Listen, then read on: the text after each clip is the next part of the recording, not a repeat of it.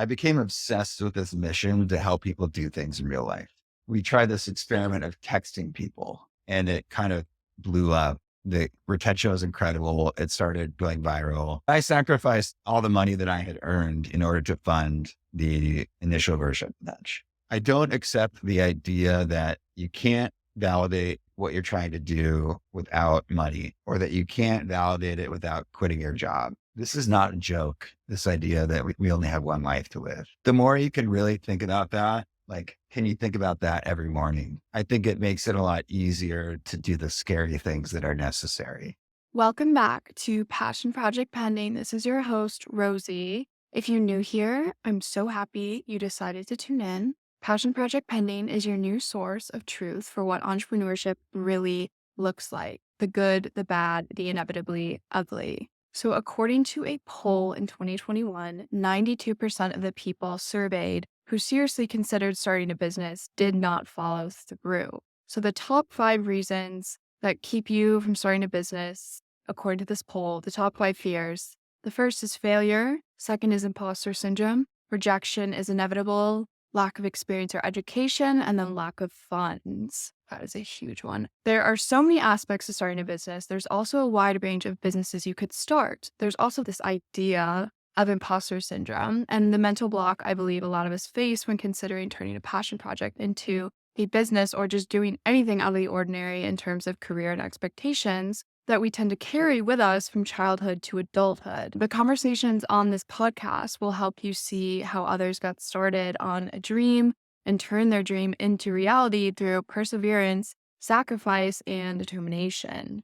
We love. So welcome. Thanks again. And let's get into today's vibe.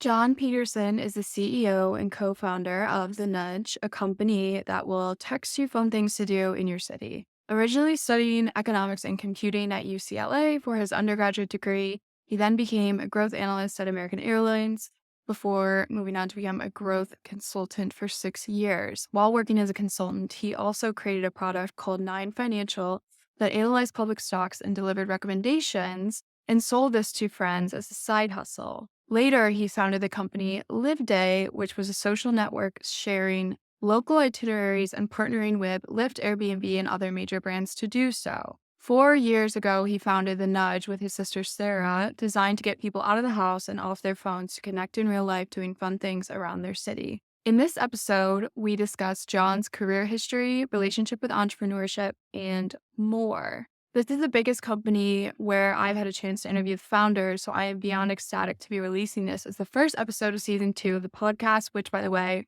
don't fully understand what seasons mean here, but I will look into that and get back to you. John's experiences were extremely educational, especially for where I'm at just in life with the podcast and then relating to my personal dreams and goals with entrepreneurship.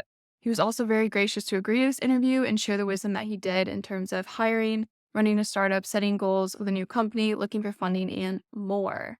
I can't wait for you to hear it. Hi, John. Thanks again for joining me today. I'm really excited to interview you about your work experience and then what you do now for The Nudge. Thank you. I'm super excited to chat with you. Awesome. Okay. So my first question for you is, now having worked in industry for over 15 years with a variety of roles, and then having originally studied what you did, economics and computing, how big of a role do you think what you studied impacted your career trajectory and all those experiences that you chose for yourself? Hmm. That's a really interesting question. So I initially felt like it didn't matter. And I remember when I graduated college and I was doing consulting, I regretted not studying things that were just more interesting to me, like personally, not career wise. And not that I wasn't interested in what I studied, but I remember being like, man, I should have just studied English because, I'm not going to have time to deep dive into literature, but I would have really enjoyed that, I think. And I love reading. But as I get later in my career, I realized that I take for granted a lot of the things that I learned. So with economics and computing, it's very quantity, did a lot of programming. And it's only once I've gotten further along and seen people from different backgrounds operate in either a consulting or a tech startup environment that you realize that these things really do matter. Like people who were doing like quantitative backgrounds often just do better at certain things. And you might just be like, oh, they're not really like a quantitatively minded person, but you realize that, oh no, they study, math or computer science or something like that. And so I think that it helps a little bit, but overall, I don't think it really matters. I used to think it mattered zero. I think it matters just a little bit, but I wouldn't worry about it. Like whatever you study, don't let that determine at all what you try to do with your life. Yeah, I asked that because I feel like what I studied has a really big impact, but I'm also only 3 years in and am probably looking to pivot one day. But I think there's some resistance to pivoting the more you get in to like a work that involved what you study. So, Here's a, I can give you some perspective. So I've done a lot of hiring at this point, and when I look at someone's resume, I almost never look at what they studied. The only exception to that would be engineers. Like if you didn't study computer science, then I'd want to see what your career was. But outside of just a straight up programmer, I'm looking at what they've done in their career. I'm not looking at what they studied at all. okay, that's helpful to know. Good to know. So, with all your different experiences, I'd love to touch on each one briefly. And I got this information from your LinkedIn, by the way, but just to understand what those experiences taught you.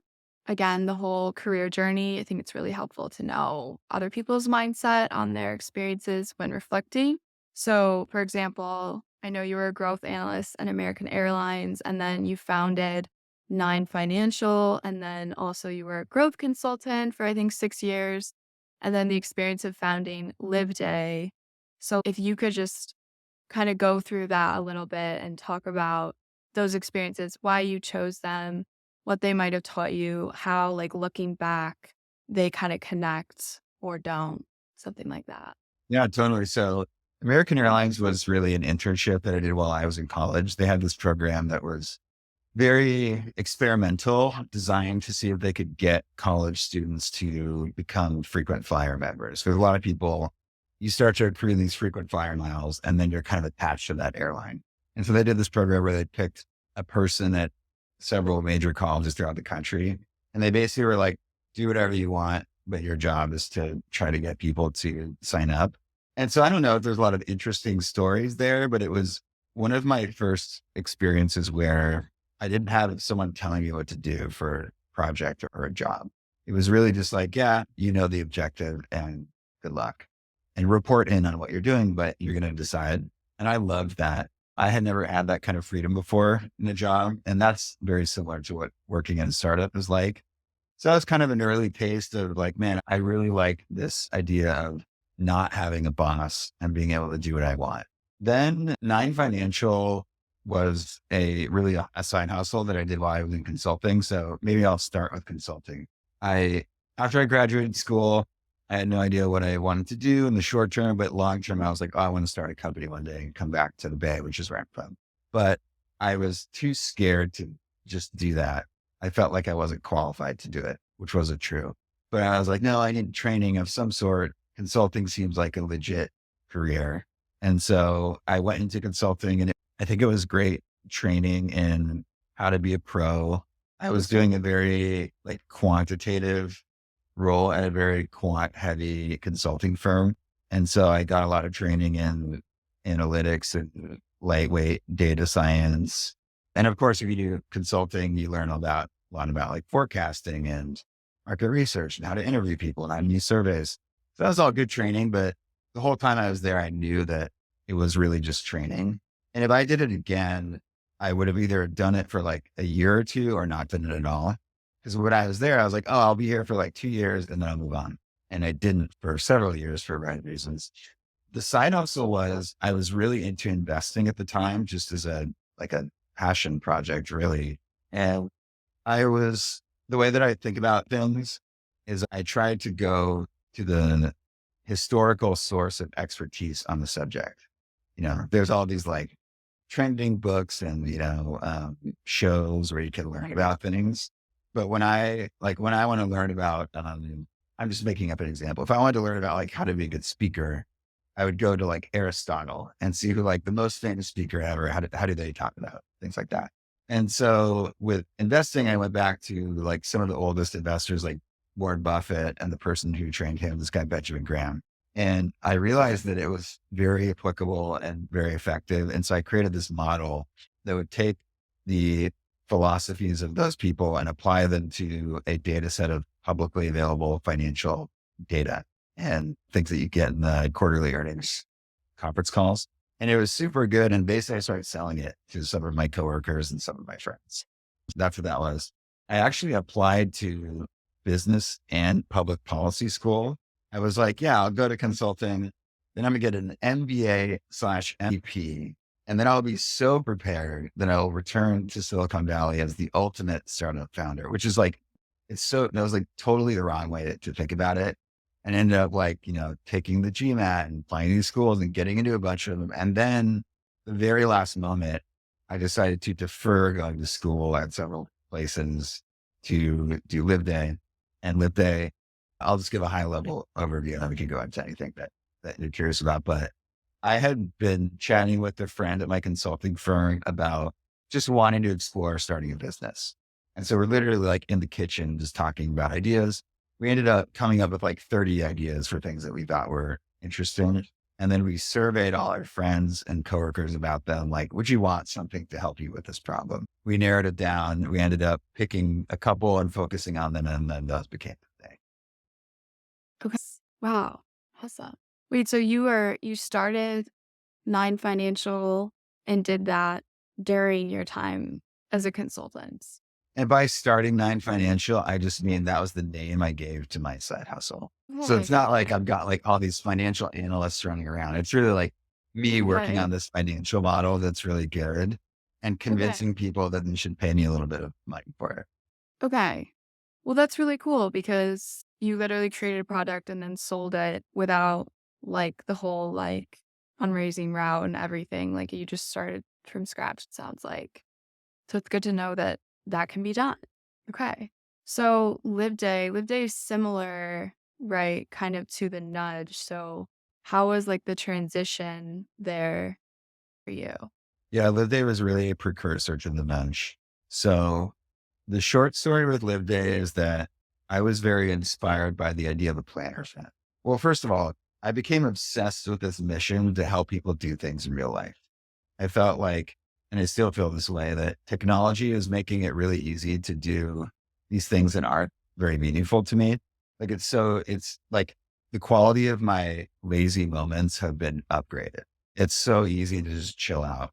But what's really important to me in life is like getting out, spending time with people in person, meeting new people, doing things, experiencing this incredible world that we're only going to get to see like the tiniest fraction. And I didn't feel like technology was making that easier. I felt like it was making it harder. And so that was sort of the starting point for Livday and also applies to the nudge. And I did a lot of interviews. I talked to a lot of friends and coworkers and family. And this idea of a planner friend kept coming up, which was like, I don't really have an app or a website that I use to figure out my free time because it is a lot. It takes a lot of willpower and initiative and research. But I've got this friend and they actually love that. They're obsessed with it. And all these people docs filled with all these ideas and they hit me up and they hit my friends up and they invite us to do things. And they're like this planner friend. And so with Livday, it was like, well, there should be a platform for these people to share this knowledge that they have, people. So that's what Livday was an app and website that was kind of like a social network where people could share itineraries for things that they really liked. The transition to the nudge came from working on Livday. It was doing okay. It wasn't doing great. It kind of struggled with the most important thing, which is retention. And people would say, man, I love Livday. It has really good content, but I just forget to check it. I don't have a habit to check it. I was talking to my sister, Sarah, who was working in Munich for Apple actually at the time. And she was kind of involved behind the scenes of Livday. And she was like, well, I am kind of the planner friend for my expat crew in Munich. And a really big thing that I do is I reach out to them. I text them and I'm like, hey, let's do this thing. What Livday is doing is like giving them access to my Google Docs, which they would forget about if I did that. And so we tried this experiment of texting people and it kind of blew up. The retention was incredible. It started going viral. People talked about it in a totally different way. And so we then started basically like shut down Livday, started a new company called The Nudge based on the idea of texting people things to do. Okay, gotcha. So you decided to just stop one, begin another instead of like transitioning Livday, right? Yep. Okay. So, yeah, I actually read an interview about how your sister was working for Apple in Munich and then she came to help you co-found the Nudge. And so now you're working together. That's really lovely. So what has it been like starting a company with your sister? And then what do you think, like, how do you think your unique skills kind of come together, helping to grow it? Yeah. It's been very fun and rewarding. Yeah. I feel like we were really close when we started it, but we're obviously closer now. We spend all day together. It's easy to take for granted, but when I zoom out, it's a really special thing to be able to do that. And we have another sibling, a brother. And when I contrast the two, it's like, wow, like I love them equally, but I spend like a million times more time with Sarah. And so it's really special. I love it. But we definitely have had to learn how to operate as kind of professionals together. So one thing that's great working with a sibling is that you trust each other. There's no filter, but having no filter can kind of be bad. Like I learned early on that we would interact with each other. Like I would say things to her that I would never say to anyone else. Not anything super messed up, but like I try to be kind of thoughtful, right? If I'm giving someone feedback, but with Sarah, I'd be more inclined to be like, this is really shitty and like say it that way. And I don't think I would say that to anyone else. And I wouldn't say that to Sarah now. So we kind of had to learn like how to communicate with each other. And early on, when it was just us, it was tough, just not having no filter, having sort of like sibling baggage and just kind of like butting heads. Now that the company has grown, we kind of have our own domains. And so it's working. It was working fine then too, but it's working better as it got bigger. You asked about our unique skills. I think we complement each other really well. Like Sarah is very on top of her shit. And I'm the kind of person who will like forget to pay my parking tickets and then have like $1 million fine that I have to pay. I'm very much like a one track minded person. I'm like focused on what is the most important thing at any given time. And I'm like both a strength and a weakness of mine is I can just focus on one thing and like people are talking to me and I don't even hear them. Whereas Sarah can kind of see the bigger picture and be like, hey, you know, we have to pay our corporate taxes now. And she's obviously intimately involved in all the big things too, but we think very differently. And as we've gotten bigger as a company, I've noticed that that is a great thing.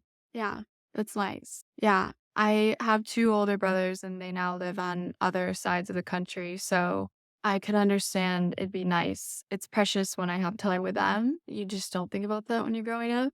So yeah, that's awesome. And then another question.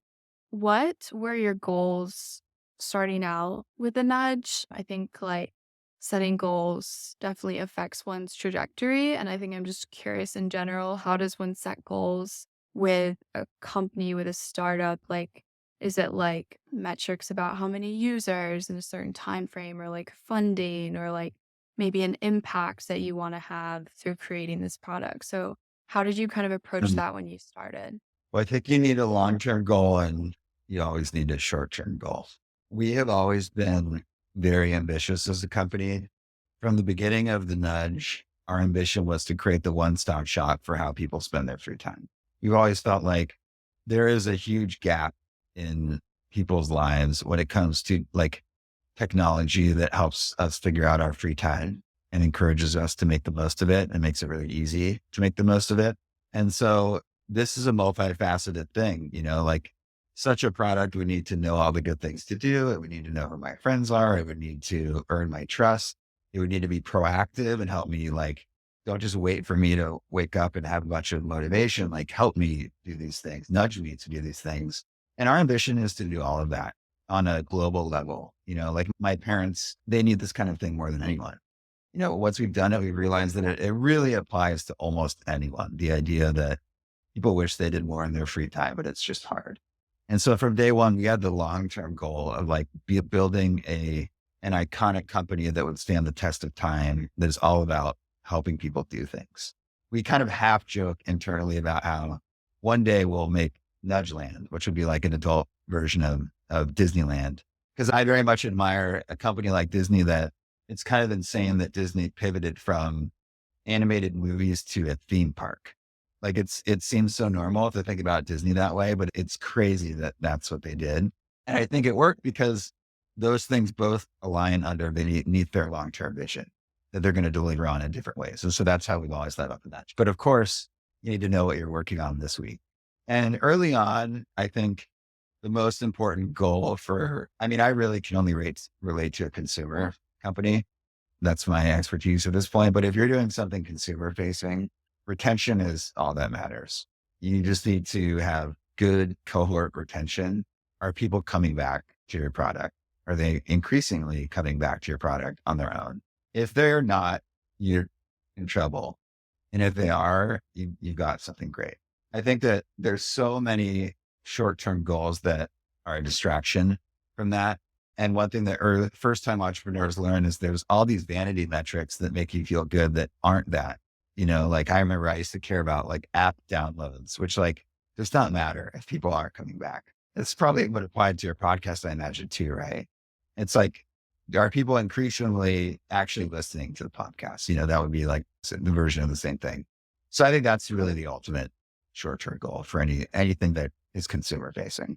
Okay. That's great advice. Thank you. Okay.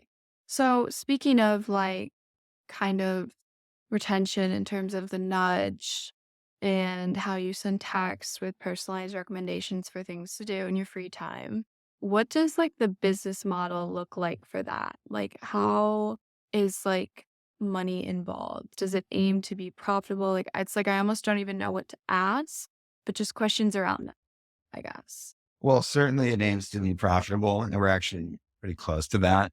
I mean, you don't get to build Ledgerland unless you're very profitable. So we know that. We've thought a lot about the business model. We studied the space a lot before we started the company. And most companies in this space, they start by selling tickets to things because that's the easiest way to make money in the short term. And the problem with starting with that is that your incentives are immediately not aligned with your users anymore. And you see this with all these startups that have failed in this space, which is that people don't really trust them because they shouldn't, because now the real customer is the business. And one thing we've learned is that really great experiences don't need help with distribution. They're not going to pay a company like The Nudge a ton of money. Now, this is not universally true, but like the companies that might want to pay us a lot of money might be the things that aren't very good and they really need help for people to find them. And that's not a universal truth, but really it's just dangerous to make money off tickets early on because now your real customer is the business, not the user. So we're like, you know what? We're not going to take a cent from anything that The Nudge recommends for a while because we really, really want to earn people's trust. Please excuse the brief interruption, but I'm bringing to you a couple hard hitting women in entrepreneurship statistics by LegalZoom for a quick interruption to the show, just to make sure you're listening and everything. 41.5% of entrepreneurs are women, while 58.5% are men. On average, female entrepreneurs earn 91 cents for every dollar a man earns. 7% of women are more likely to seize an opportunity than the typical business owner. A majority of women, about 74% who own a business, report feeling somewhat or very happy. And then among Black, Asian, Hispanic, and white entrepreneurs, women tend to become business owners at a younger age than their male counterparts. Now that I have your attention, please subscribe or follow or rate or review if you're enjoying the show. This helps with enhancements to the show. Okay, back to our guest. That is essential because if people are going to let us text them, it's all about trust. And that'll set us up for things that we can do long term. And so initially, there was no business model. It was just, let's earn people's trust. Let's build the ultimate product for our users. Because you think about The Nudge, like we'll send you a hike, we'll send you like a fun thing that you can do in a park. And if we were doing ticketing, like it would be only events and it would have no chance of actually being like the one-stop shop for what you do. Cause ticketed events are just like this one vertical of people's lives. And so of course, like we need to make money though. And so the plan was always to do a premium subscription, which is what we are right now. People could pay for premium features and then long-term actually like do what we decided not to do at the beginning. Once we earned people's trust, sell tickets for things that involve tickets and take a cut of that long term. Because if you think about like, if you can become a platform for people's attention in a space, so obviously like Airbnb is that for, non-hotel places to stay, you can improve the experience for the user, but also make money by monetizing the commerce that you drive. So obviously Airbnb monetizes the stays, but now they're monetizing the touristic experiences that you do when you're there. And so high level, it's that we're a subscription right now. And long term, you'll be able to book things through Dutch. Okay. Okay. So has that started yet, or is that something to come? Oh, the ticketing has not started. So we've still to this day never like made a cent off of the experiences we recommend. Right now, it's just Nudge Plus, the subscription. Okay. And how has that been? Like, how have you seen people react to that additional option? It's been good. I mean, we have the challenge of we built a free product and got people used to it. And people used to say, I can't believe this is free. And we don't want to take anything away from people. And we haven't really done that. But now it's like, well, the free product is pretty good. It's a pretty high bar to deliver beyond that people are going to pay for it. And I don't want to say pivoted, but we've kind of like micro pivoted a little bit. So we used to do content for other parts of life that were kind of adjacent to things to do in your city. So we used to have what we called nudge programs, where there were sort of like these one-time programs for different things that were really important to you. So during COVID, we did something it was like the at-home nudge, and it was for couples to do at-home date nights when they couldn't go out. We used to do like fitness nudge programs where it text you your workouts. We tried cooking ones. We did a journaling one that would like text you your journal prompts. And those actually did great. And there's an alternate feature where the nudge is just like a platform of text-based programs. But ultimately our heart was really in just things to do in your free time. And so we cut all that stuff. And so now Nudge Plus it's just features that make the core product a little more useful. And it's going well, but certainly we do have the challenge. We're not going to take away the core product, but the core product is very valuable. It's not like, something like a Calm where, yeah, you can get like a few free meditations, but really you got to pay if you want it. It's really the Yeah. opposite of that. Yeah. Yeah. That's interesting. On that note, so I'm not very well versed in the world of fundraising, but I think myself and maybe a lot of other people would be curious how you grow a business like the Nudge, where the product is probably takes a lot of work to create, but it's also free. So, like, how was the process of fundraising? And did you have like some knowledge going in to founding the Nudge? Like, had you fundraised for anything before? And like, yeah, how did that go? Because like, it can be hard to grasp that you can spend years building a product. It's like, where do you get the resources to do that? And I think the answer is fundraising. But like, I don't know. I guess I'm just curious how you approach that. Yeah. Well, I should clarify that we've had Nudge Plus for a couple of years now. So we're doing like millions in annual revenue Okay. off of Nudge Plus. So it's not Okay. like we're going out and like, yeah, we've got a potential of like the Nudge Plus is like an effective business today and has been for a few Okay. years. But we didn't have that when we started. So I'm not saying that you need to like have any revenue to raise your first round of funding. So let's see, we raised the pre-seed round, then a seed round, and then a series A. And I had no experience with that. And initially I was really, really bad fundraising. I I just had no idea how this world works. You like have a call with an investor and like, I don't know what they do after that call. I don't know what they're thinking when I'm talking to them. And so I don't know if we got lucky. Like we did have something exciting, which is that we had this product that was like really taking off organically and virally in San Francisco, which is like we text people things to do. And that was very innovative at the time. And so that was really it, which is like we had built that without any money and we had demonstrated traction. We probably had like 20,000 users or something like that in just one city. And so then we went out and raised our pre-seed round off of that. And so what we did was we funded it ourselves. You know, I like cashed out my 401k in order to, which is bad. Like I don't recommend it because you pay like heavy fees to do that. But I sacrificed all the money that I had earned in order to fund the initial version of Nudge. Okay. Do you feel like you needed a product that would take like that money, obviously, to grow before you were able to get that amount of funding, like from other investors? Well, the thing that's hard about fundraising is that there are no rules. So I think that if you have a really compelling idea and you can explain it well, and you have a few people who are willing to commit to it and they seem like an impressive group, you can take that and pitch pre-seed investors and get the money that you need to start it without a product. There are plenty of investors who will give you a little money pre-product before you've done anything. Now that's not easy. None of it's easy, but that's path. But then of course, the more you've demonstrated, the easier it is. And it depends a lot on who you are, who your team is, what space you're in. If you're trying to do something in a really cold space that no one cares about right now, you're going to need some traction, most likely. Obviously, the hot space right now is AI. And so if you've got an exciting AI idea and you're an engineer or you've got an engineer on your team who seems like they can execute it and you've got a good story, you can raise money with that product. It's not a guarantee, but you can do it. So it really just depends.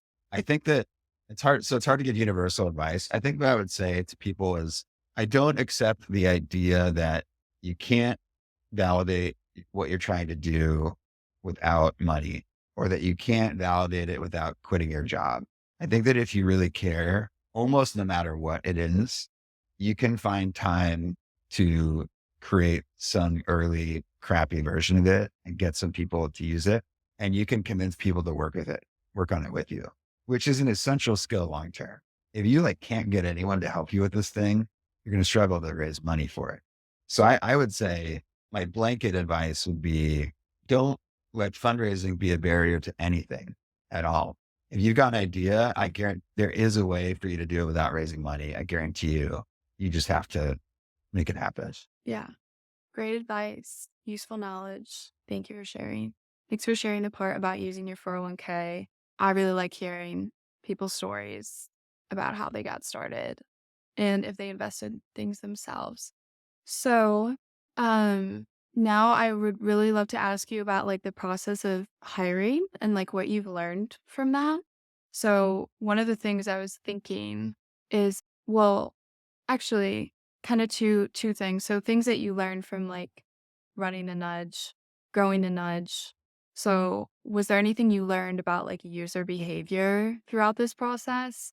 And then also, how did you approach hiring? Like, did you try to hire people who you thought would like really be compatible with this product or interested in using it, just so that they're that much more like motivated to work on it or grow it or maybe have like experience that would add to that? Yeah, those are my questions about learning or growing the nudge. So the first one was user behavior that we've learned about, things we've learned about Yeah. users. Oh my God. Well, there's a billion things. I think one thing I learned is that people are, if you're working on something that has a purpose to it, people are really willing to help out. Like from day one with the nudge, we've really leaned into asking our community what they think about things and talking to them. And this is pretty standard advice, Silicon Valley advice, talk to your users, but it's easy to ignore. And just in every step of the company, I've just been blown away about how thoughtful people are. Like people will seek out my email and send me long emails about a feature that they think should work a different way or something that we change that they don't like. And I love that. That's like what motivates me the most is our community.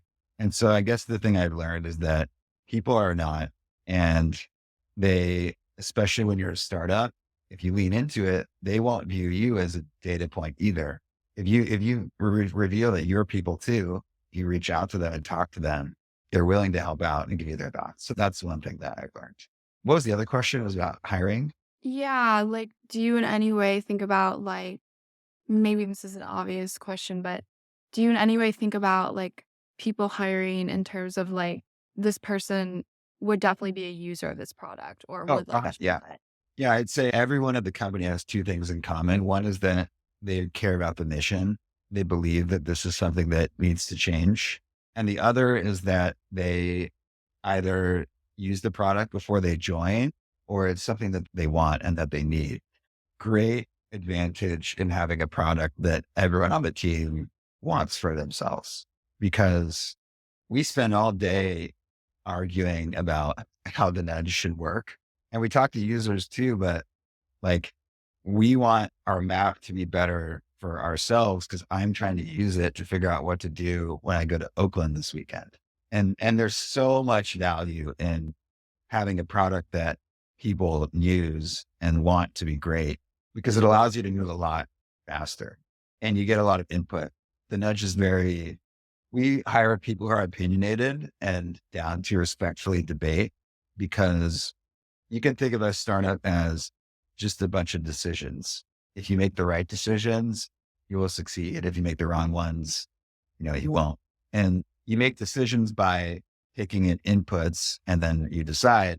And if everyone on the team is using the product and opinionated about the product and saying what they think about the product, you're going to have all this rich input to make a better decision. And if your team is not that, you're doing a lot of guessing and I imagine it'll be a lot harder. Good to know. Another question that's kind of specific, but I'm curious about on the in the same vein as hiring is when you're growing, like how do you decide which role you're going to invest in hiring someone for, like the salary? Like I'm thinking like, okay, maybe you need like something happening tech, so you need an engineer, but how do you decide about like, oh, we need more marketing help or we need help with growth? Yeah, I'm really curious about that, what that it would even look like when you're the one you've received investing, you've received funding, and now you have to decide where to put that in terms of hiring someone on. Well, oftentimes it's the other way around, where when you raise money, you say what you're gonna what you're gonna spend it on, especially early, especially early on. Your first few rounds of funding, like you should have a clear plan for here's what we're gonna do. We're gonna Okay. hire 3 engineers, we're gonna hire a head of growth, we're gonna do this. Now, after you get the money, it's up to you what you do with it. So you don't have to exactly follow that plan, but it makes sense to have that in mind when you raise money. That being said, the Nudge is a pretty lean company. Like, obviously, a lot of tech companies and startups have been going through layoffs because the economy being really bad. But we haven't laid anyone off. I don't even know if we could lay anyone off because we wait until it's obvious who we need and then we hire them. You hope are going to be impactful. Like we kind of wait until it's very obvious. Like, okay, like right now, I spend almost all my time thinking about product. And I think a product minded CEO is a very good thing. But we're kind of reaching this point where it's like, man, John can't be doing, you know, I'm like doing like SQL a lot of the time, like giving people analytics about the product, which is great that I can do that. And then I'm helping the team that way. But it's like, we need to bring in, like a data minded PM because it's just crazy that John's spending so much time on these things right now.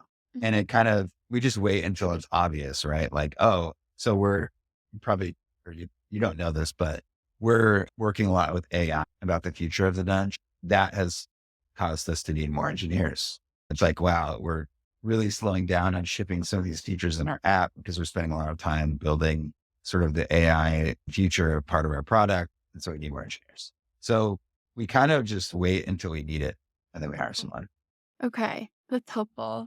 We didn't know that. Sometimes I feel like I hear that people just receive a big check and then it's up to them what to do with it. And that sounds like Well, overwhelming. that is true. That is technically true. You do receive a check and it's up to you what to do with it. But as you get further along in fundraising, there will be the expectation of what's the use of funds here? Are you going to spend all this money on marketing? Are you going to hire a bunch of engineers and spend nothing on marketing? Like when you raise money, typically you want to have at least a high level plan for what you're going to do. And what you're going to try to achieve. And that should include hiring. Now, I'm sure there's examples of especially early on investors where someone's just like, all right, here's a check. See ya. Maybe I'll never hear from you again. That can happen. But it would make sense for you to at least have a rough plan of what you need to achieve your goals. And of course, that includes people. Right. Okay. Good to know. So, another question before I get to the last wrap up question is like, how does it work with collaboration with like organizations around a city and like Mm. also launching in a new city? Like, how do you get the insider information? Like, do the establishments involved receive any benefits? I mean, I guess you're driving people to them, to their business. But, like, outside of that and yeah, just, like, how does that work? I guess it sounds like maybe you had a little experience of that with Livday, but it's probably different now, I would imagine. Yeah, it's a lot more pure than I think people realize. So the nudge starts with what are the best things to do right now in the city, considering everything. It doesn't matter if you have a relationship with the business. It's just like, what are the best things to do right now? And let's tell people to do those things. We're not making any money from these businesses. Like the only consideration is what nudgers are going to want or what nudgers are going to need at any given time. And so because of that, the way it used to be our team creating the content, now it's almost all community members. People can apply to become a planner on the nudge, which is essentially like a creator. And then they can freely post their favorite things to do. And if you follow them, you'll get a text when they create content. And then on top of that community of like curated planners, we will text to the community the things that we think are the most relevant. And so the businesses are interestingly like not involved at all when we think about it this way. The way that they get involved is they magically get a ton of business that they weren't expecting. And then they hit us up and they're like, hey, who are you? Like, we just got the most business we've ever had. Times we just sold out like 2 months of comedy shows. Like, what is this thing? Can we give you money? And we were like, no, you don't need to give us money. But sometimes that will lead to partnerships. So sometimes we'll be like, no, you don't need to give us money, but how about you do like a cool series of comedy shows just for our community and you give them a discount? And that's how we'll have relationships with them. But it never starts with a relationship with a business. It starts with us thinking about what do nudgers need. It starts with our creators thinking about what are my favorite things to do and how am I going to share that with people. Okay, very cool. I love that people can, like and then, like, they're helping you help other people. It's cool. Okay. So I've already asked you about goals for the nudge land, and then it seems like it makes sense that you started this product due to your passion and interest for getting people to be able to do their free time without a Planet Friends. But I think the last question I really want to ask, and I ask most everyone this, is like on the note of advice for aspiring entrepreneurs like myself. I think it's hard to give blanket advice. So I'm just going to ask you a more tailored question to like a problem that I'm encountering right now or like where I'm at. So, advice for me at this point, like, I'm trying to build something on the side of a full-time job, and it's very difficult to find the time. It's also very difficult to find, like, momentum, I think. It's still just me. I don't see a clear path for what this will evolve into, like, a product or a business. And I also have other ideas flowing of something I could start on, but realistically, it's kinda hard to find the time to do that on top of this, on top of a full-time job. So, I guess my question is for like prioritizing, staying motivated, like managing your time, and just continuing to decide like, is this worth it? What's the most important thing I can do right now to like keep driving this forward? Yeah. Well, those are great questions. When Live Day started, I was still doing consulting for a while. It became pretty clear that nothing was going to happen until I quit. I think that working on it while I was working was necessary, give me a little, give me enough conviction that I could do it. And what I did was work on the weekends. You kind of just got to do it. But I regret not leaving earlier because I've heard of this idea of burning the ships. No. There's this story of some, I think it was an explorer, and they arrived at, I probably know, this is probably like a terrible person who has been, history has shown that they're like one of the worst people ever. But just for the sake of the story, there was like, they arrived on some continent and the captain decided to burn the ships to force them to stay and figure it out. And that's a really great analogy for your what you're thinking about and what your podcast is about. I think that if you don't burn the ships, probably will get back in the boat and sail away. And I realized that way too late with Livday. It wasn't until I quit my job and then now it's like, okay, I've earned this much money. And then when this money is gone, I won't be able to pay my rent anymore. That was burning the ships for me. It was like, okay, no more screwing around, no more being shy about this thing. It's time to get serious. And so I think that there's many paths to success. You could stay at what you're doing and get to the point where you fully raise a deep funded round while you're in your current job. But that's going to be a lot harder and a lot less likely. I think if you burn the ships, you'll force yourself to figure it out. I mean, at a high level, the thing that motivates me is that like, I don't really talk to our team very much about this because it's kind of dark, but it's really just that we're all going to die, right? We're all going to be gone and we only get one chance to do what we want to in life. I really love, have you seen the Dead Poets Society? Yeah. Yeah, I love the scene where Robin Williams, he takes the students to this room in the school where there's old students, photos of old students. And he's like, look at these students, they're black and white photos. He's like, don't they look kind of similar to you, right? Like they're young, they're excited, they've got these big dreams. And then he's like, well, all of these people are dead. And, a lot of them probably didn't pursue their dreams. And it was just to highlight that like, this is not a joke. This idea that we only have one life to live. And so that was always the most motivating thing for me. And it's really hard to appreciate that. It's so easy to forget and view it as this abstract thing. But the more you can really think about that, like, can you think about that every morning? I think it makes it a lot easier to do the scary things that are necessary. It's like, wait a minute, who gives a crap about my career? Especially when you're early, you don't even like have a lot invested in it. So that was helpful to me, though I regretted not burning the ships sooner. Okay. That's great advice. Powerful. I've heard advice like you don't want to have a plan B because then there's more pressure for you to make plan A work. So, yeah. Yeah. Don't want to have a plan B. Makes sense. Yeah. Okay. Well, those are all the questions I have, but I just want to thank you so much for your time for doing this interview. This was really, really educational for me, and I'm hoping it will be for others. And it's really helpful to have you answer these questions with all your experiences and then also hear what you're doing with a nudge now.